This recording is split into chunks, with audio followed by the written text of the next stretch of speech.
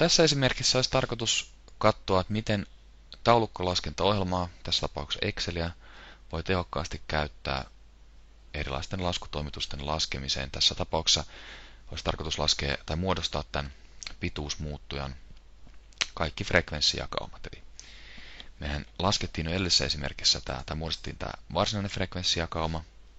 Nyt tätä on pikkusen muokattu vielä sitä esimerkkiä, eli näitä luokkarajoja on pikkusen muutettu. Siellä on edelleen 5 eri luokkaa, mutta nyt tämän luokittelun, tässä voidaan kokeilla erilaisia luokitteluja. Mikään ei ole sinällään parempi kuin toinen noin periaatteessa. Mutta tämän luokittelun tai näiden luokkarajojen käyttö, silloin se etu, että tämä jakauman ikään kuin todellinen muoto tulee paremmin esiin. Eli nyt tässä on selkeä keskikohta ja tämä on aika symmetrinen tämän keskikohan suhteen. Eli nämä arvot jakautuu tällainen symmetrisesti. Ja nyt toisaalta me tiedetään tässä tapauksessa, että tämä syntymäpituus noudattaa normaalijakaumaa. Luokittelua. Silloin me oletetaan, että tai on syytä olettaa, että tämän jakauman pitäisi olla suhteellisen symmetrinen. Ja tällä luokittelulla tämä jakauma saadaan mahdollisimman symmetriseksi. No niin. Nyt siis seuraavaksi olisi tarkoitus laskea suhteelliset frekvenssit, summafrekvenssit ja suhteelliset summafrekvenssit. Suhteellinen frekvenssi laskettiin sillä tavalla, että katsottiin, että kuinka suuri osa tämän luokan frekvenssi on näiden frekvenssien summasta, eli tästä koko potista. Excelissä, jos me halutaan laskea jotakin, jos mä en halua siis, että tähän taulukon soluun tulee näkyviin se laskutoimitus, vaan mä haluan, että näkyviin tulee sen laskutoimituksen tulos, niin silloin mun pitää aloittaa tämä ilmaisu aina yhtä suuri kuin merkillä. Aina ensiksi yhtä suuri kuin. Ja sen jälkeen mä kerron, että mitä mä haluan laskettavaksi, minkä laskun tulos tässä solussa pitäisi näyttää. Mä haluan laskea, että kuinka suuri osa, 1, on 19. Eli tämän solun sisältävä luku jaettuna tämän solun sisältävällä luvulla. Ja sitten katsotaan, mitä tulee. Painetaan Enteriä. Ja Excel näyttää nyt tämän suhteellisen osuuden. Vastaavalla tavalla on yhtä suuri kuin tämä jaettuna tällä. Ja niin edelleen. On yhtä suuri kuin tämä jaettuna tällä. Ja niin edelleen.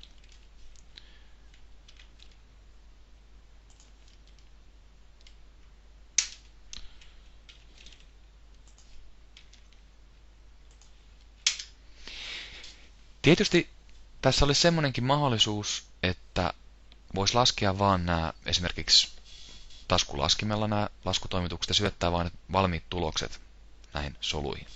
Siinä on kuitenkin se huono puoli verrattuna tähän tekniikkaan, että jos me huomataan myöhemmin, että meillä on vaikkapa näitä frekvenssejä laskiessa sattunut joku laskuvirhe. Sanotaan vaikkapa, että yksi arvo on lipsahtanut väärään kategoriaan, väärään luokkaan. Sanotaan, että tänne olisikin pitänyt tulla 3 vaan, ja tähän ylempään 2. Niin te huomaatte, miten nämä arvot täällä päivittyy. Eli jos mä muutan näiden solujen sisältöä, niin koska tässä on näissä soluissa on viittaukset, eli jos mä katson esimerkiksi mitä tämä solu itse asiassa tarkalleen sisältää, se näkyy täällä niin sanotulla kaavarivillä. Se on tää täällä. Täällä on näytettynä, että mitä on jaettu ja millä. Nyt jos mä muutan tämän solun arvoa, niin silloin tämän laskutoimituksen tulos muuttuu automaattisesti. Eli tämä on varsin hyödyllinen ominaisuus monesti. Tätä kutsutaan siis dynaamisuudeksi. Eli jos näitä alkuarvoja muutetaan, niin tuo laskutoimituksen tuloskin muuttuu. Huomatkaa, täällä tämä summan arvo muuttuu myös nyt. No niin. Nyt sitten tietysti semmoinen on syytä huomata, että me haluttiin siis ilmoittaa nämä suhteellisen frekvenssin arvot prosentteina. Nyt nämä on ilmoitettu desimaalilukuina. No siihen on varsin näppärä keino olemassa. Mä maalaan kaikki nämä desimaaliluvut tästä suhteellisen frekvenssin sarakkeesta. Eli vasenta hiirenkorvaa pidän pohjassa ja maalaan nämä tästä. Ja sen jälkeen painan oikeita näppäintä. Avautuu tämmöinen valikko. Ja täältä löytyy 4. alimpana tämmöinen kuin Format Cells. suomenkielisessä versiossa muotoile solut. Ja valitsen sen.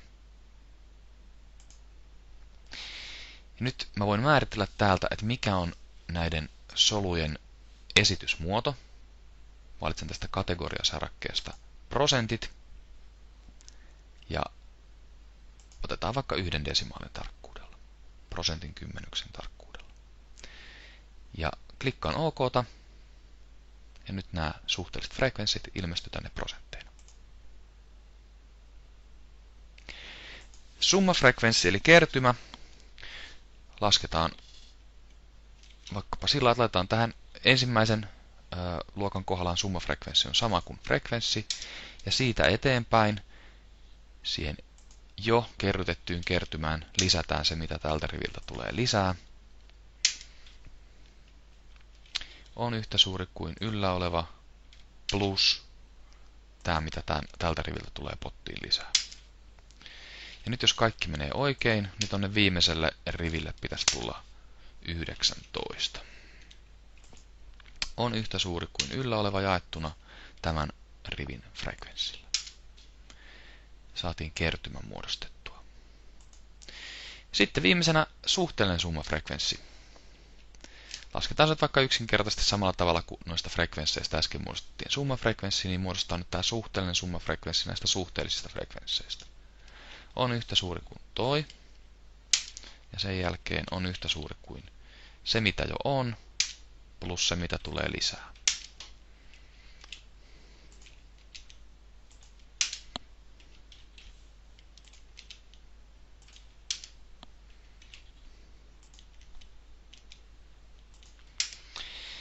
Ja näin on suhteellinenkin summafrekvenssi saatu muodostettua.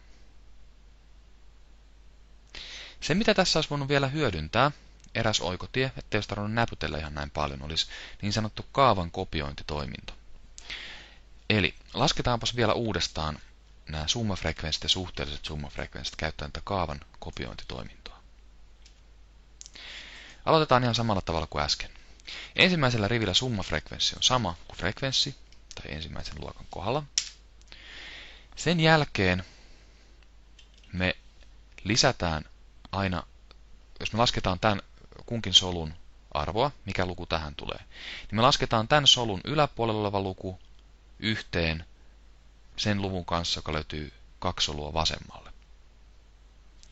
Eli yllä oleva luku, siihen lisätään luku, joka löytyy, kun mennään 2 vasemmalle. Ja nyt, jos mä valitsen tämän kaavan, mikä äsken lisättiin, tai tämän laskutoimituksen, me nähdään, että tässä, kun tämä solu on aktiivisena, niin sen oikeassa alakulmassa on tämmöinen pieni pylpyrä tai tämmöinen musta 4. Jos mä vien tämän hiiren osoittimen sen päälle, te ette nyt valitettavasti sitä näe, mutta tämä hiiren kursori muuttuu vähän erinäköiseksi. Eli se on ensin tämmöinen paksu valkoinen plussa, mutta kun mä menen tuohon oikean alakulman kohdalle, niin se muuttuu tämmöiseksi ohkaiseksi mustaksi ruksiksi. Nyt jos mä painan vasemman hiirenkorvan pohjaan, mä voin lähteä kopioimaan tätä kaavaa. Ja näin se kävi. Päästän irti ja kaava on kopioitu. Jos mä nyt katson, mitä tässä tapahtui, tämä oli siis se kaava, jonka mä itse kirjoitin. Täällä kaavarivillä näkyy I4 plus G5.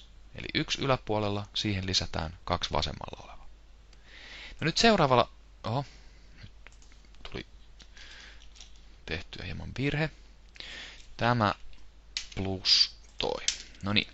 No nyt sitten seuraavalla rivillä nähdään, että tämä Excel on hiffannut, että siihen lasketaankin I5 plus G6. Eli jos tässä yllä olevassa laskettiin yllä olevan ja 2 vasemmalta löytyvän summa, niin tässä tehdään vastaavasti. Lasketaan yllä olevan ja 2 vasemmalla olevan summa. Eli kopioitiin kaavaa. Tehdään sama vielä suhteelliselle summafrekvenssille.